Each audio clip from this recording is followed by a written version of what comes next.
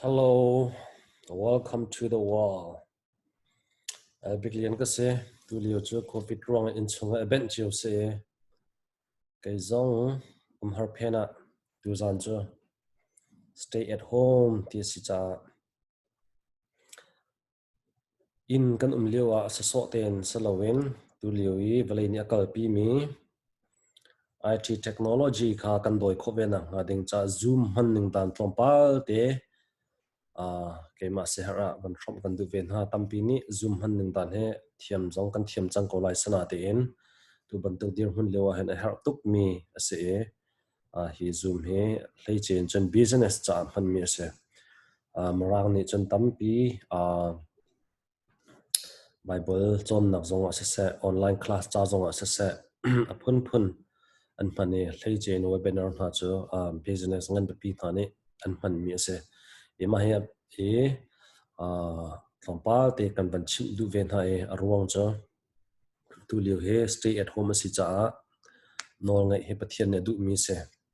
eclectic chunga kan hu mi cho zai jong vel te sarmi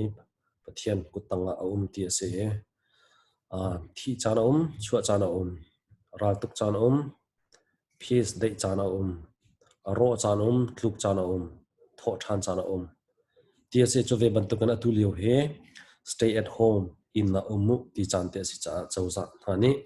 nol dia an chu mi kha zu kha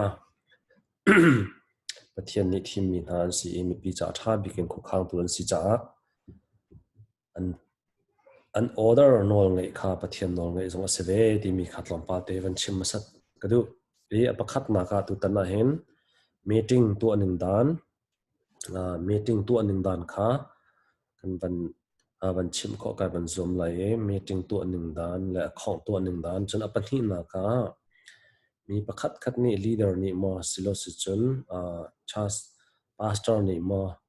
member cha mo amenung tha cha screen share and presentation pakhat khat tu adu te ka mo sermon zong asi te ka bible cha chang zong asia pakhat khat outline atu mi te kha present adu sia khan chun atu screen share ban tu kan apani na ka tu kho se chana pathum na ka online in talk show ti ban atu leo I kan palin thanen tu to mi ban tu kha talk show ti ban tu chun ma se her mi pau kha online khan chimphon nak ti ban tu ka te kha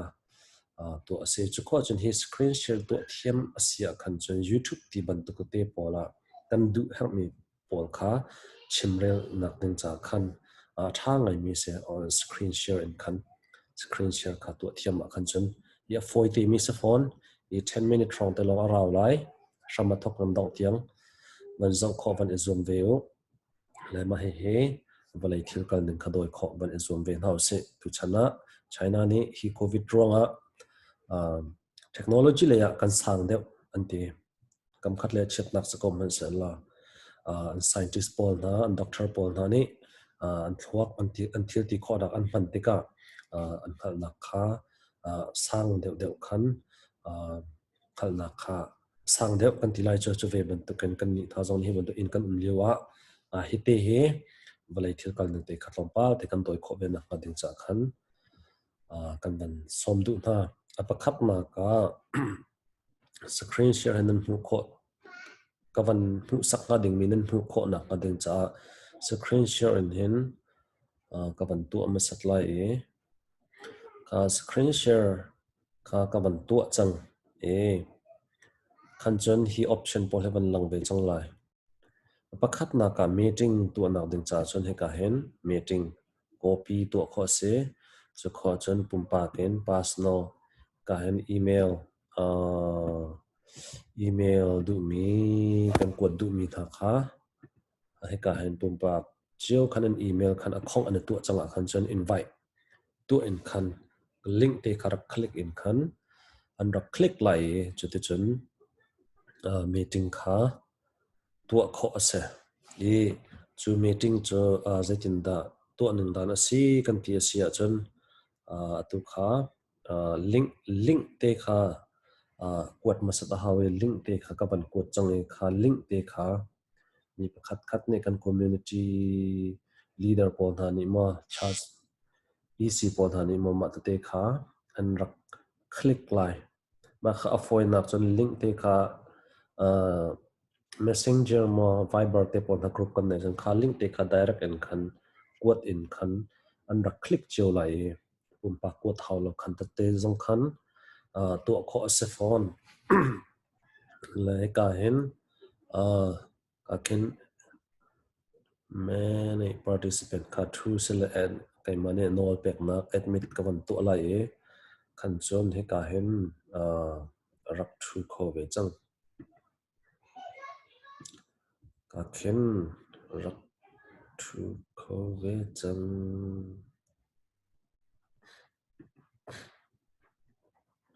ka na ta khan khi ka le pa jong kharak thu kho ve chang e ma kha share ning dan meeting to ning dan cho se ka hen a phun phunin te hin to kho jong se okay khavial kha meeting to ning dan cho van se lo meeting khoi meeting he van chot than ta lai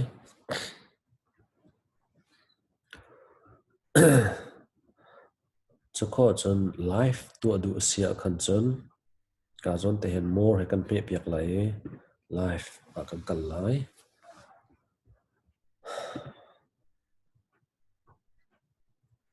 ka khan kan click lai facebook ke internet kha a deu chu cha chan a fum jong fum deu ton youtube hi arang deu he ka zon an option pati a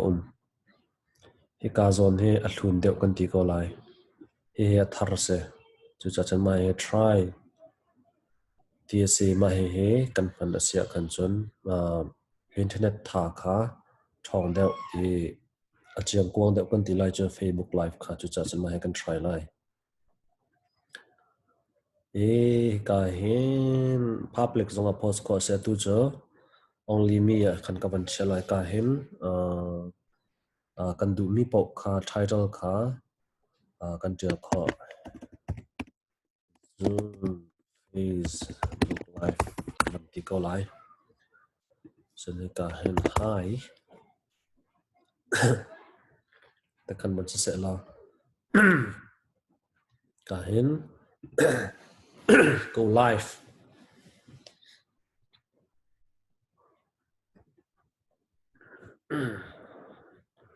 ka go live kan ban ti chang te ka zon taking care live send me te ke lang e ma khan chun talk show ma pakhat khat kha tu kho sa chang e ma kha sining se ka han ka van zo sia chun ka facebook a ka van zo sia chun kha khi ka ken live ai rak tu chang kha ma kha live tu aning dan ase chu kho chun pakhat screen share a hen van sakadu mi chu zai da si ti sia chun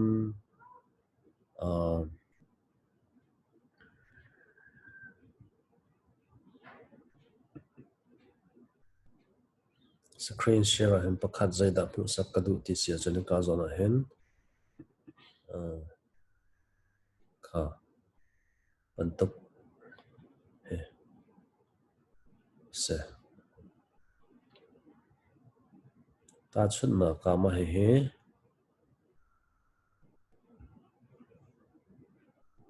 screen share kan to tika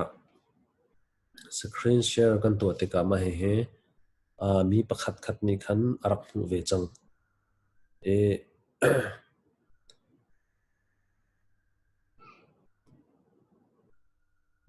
tunai ta kha join live kan tia khan chun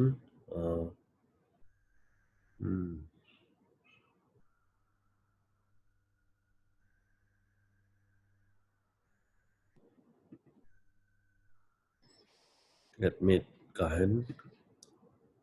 ka pek than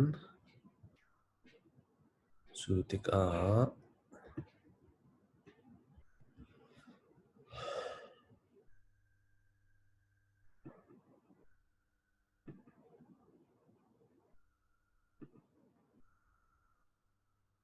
Kha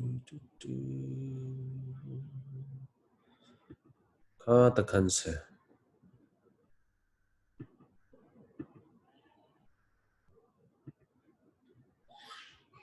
kha ta khan se ki ka le khan ani kha rak lang kho ve chang le ka zona hin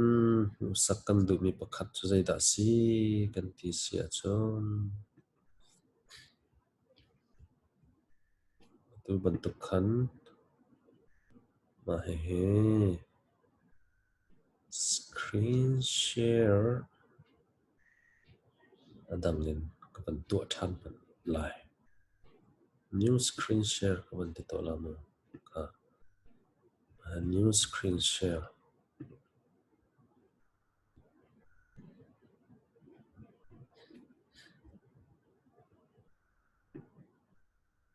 new screen share ka khi ka khen rak hu kho se ka phone a hen ka phone te hen hu kho se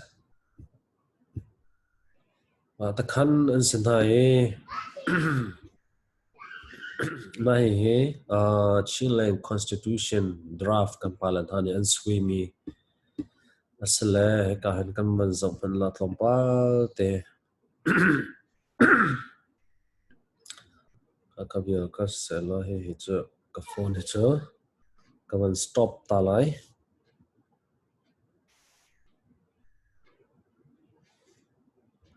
leave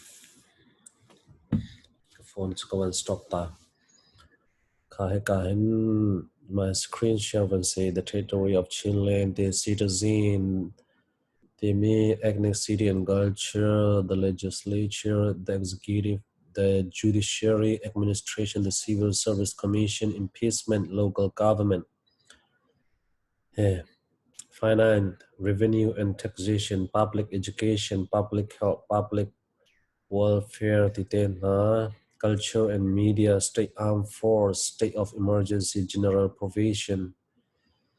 kha khaban tuk te na kha se ka chimdu mi chama hem presentation pakhat khat kan to du tikai te in hen screen share in hen kan rian 20 hoisina mo kan member sina mo kha te khan presentation zong kha tu pa in kan du mi kha chimrel kho zong asa chi ti mi te kha pan lang tar ka ban du mi se chu kho chun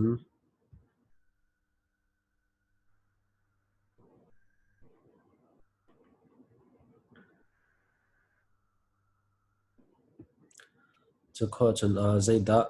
van chim chap ka van du ti sia chun ka zona hin zaida van lang tar than ka du ti sia chun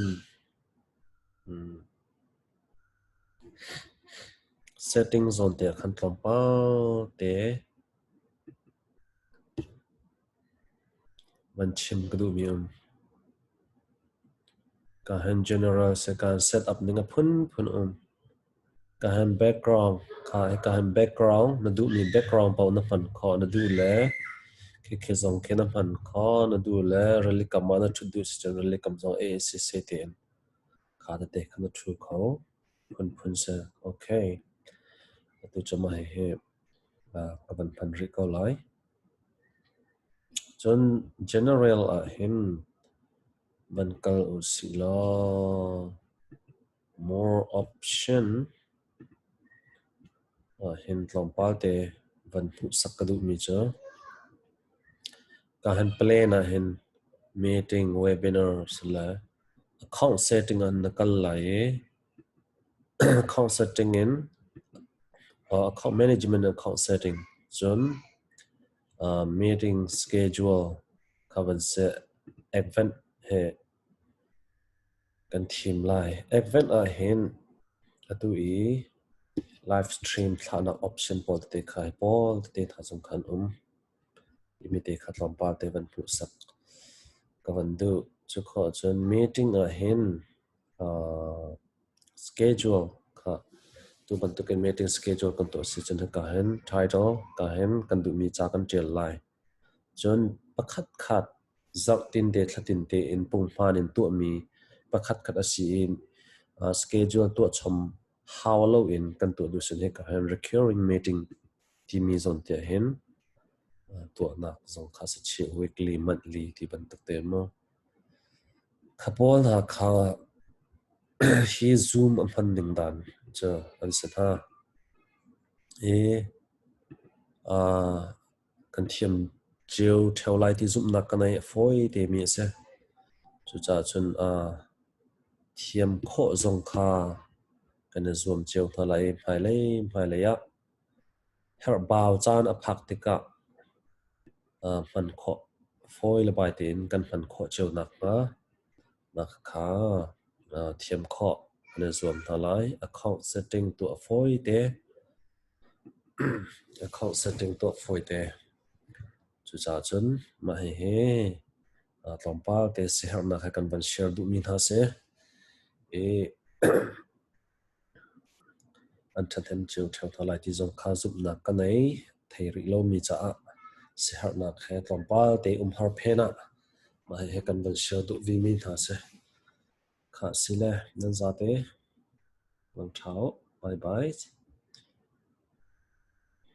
kan ram le na cha chun chun thao lo chu ram le ni tlak le mi na cha chun atu he zan si chang cha khan nan za te mang tha ko ne o thank you